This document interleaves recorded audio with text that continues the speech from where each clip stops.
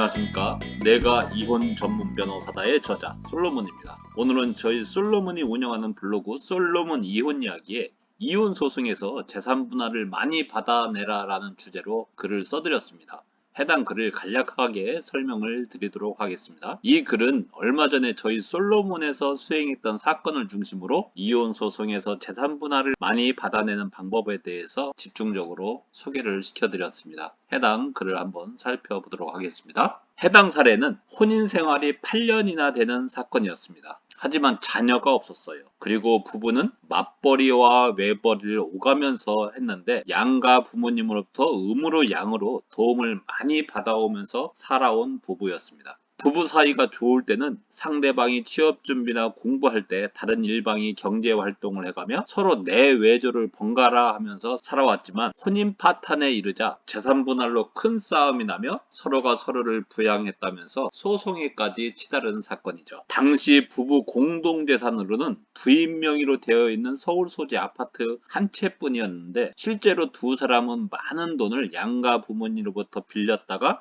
그 후에 벌어서 변제하는 생활을 해왔습니다. 그래서 부부 공동 재산으로 볼 수 있는 재산이 어디까지이며 부모들에게 돌려드려야 할 재산이 어디까지인가가 불명확한 사건이어서 재산 분할에 대해서 심하게 다투어지고 있었습니다. 그리고 급기야는 돈 문제를 떠나서 양가의 감정 싸움까지 겹쳐서 싸움이 아주 크게 번져 있었죠. 부인 측은 3천만 원 정도만 남편에게 주겠다는 입장이었고 남편 측은 7천만 원 정도는 내 기여에 해당된다라고 주장하고 있었는데 남편 측이 우리 솔로몬 사무실에 내방하셨을 당시에는 이미 금전 문제가 아니었습니다. 감정 싸움으로 격화돼서 이건 집안 싸움으로 격화된 상태였죠. 그래서 결국 우리 솔로몬이 남편 측을 소송 대리하게 됐는데 남편의 말씀은 자신이 공부하느라 2년여 쉰 것을 빼고는 항상 연봉상으로는 부인의 3배가량 되었다는 겁니다. 그리고 남편 측 부모님으로부터 도움받아 매번 집을 옮겼다고 하면서 7천만 원 정도는 내가 받아야 된다라고 주장하고 있었죠. 하지만 8년간의 결혼 생활 중 수익과 지출이 워낙 얽히고 설켜서 입증은 못하고 서로 말로만 싸우고 있었습니다. 저희 솔로몬이 여러 번 설명을 했지만 법률적으로 재산 분할함에 있어서는 항상 3가지 측면이 고려되죠. 첫 번째는 누가 더 많이 벌었느냐. 더 많이 번 사람에게 그만큼 더 많이 주겠다는 의미의 분배적 기능이 고려되죠. 또 이혼 이후의 경제적 능력이 적은 쪽의 생활을 어느 정도는 보장해줘야 되겠다는 사회보장적 기능이 고려됩니다. 또 혼인 파탄에 책임 있는 유책 배우자에게 재산 분할함에 있어서 불이익을 주겠다는 의미의 손해배상적 기능이 고려되죠. 이렇게 3가지 측면이 고려돼서 이혼 시에는 재산 분할 기여도를 정하도록 되어 있죠. 그런데 이번 사건에서는 앞서 설명했다시피 부부간에 자녀가 없죠. 또 부부 모두 경제적 활동을 하고 있었기 때문에 재산 분할하는 데 있어서 사회보장적 기능이 그리 많이 고려될 사안이 아니었죠.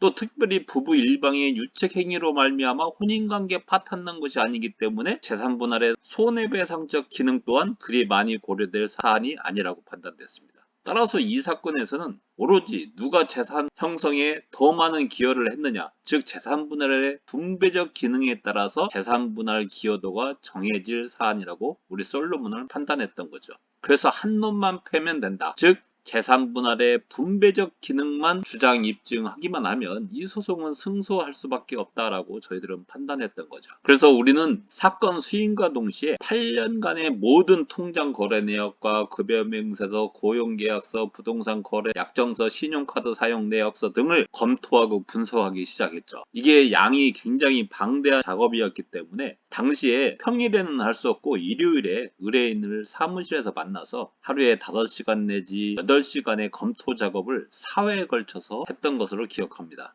그렇게 해서 모든 자료를 검토를 해봤더니 남편 측이 입증할 수 있는 재산 기여분은 7천만 원이 아니고 1억 2,700만 원이라는 결과에 이르렀죠. 그랬더니 의뢰인이 깜짝 놀라시더라고요.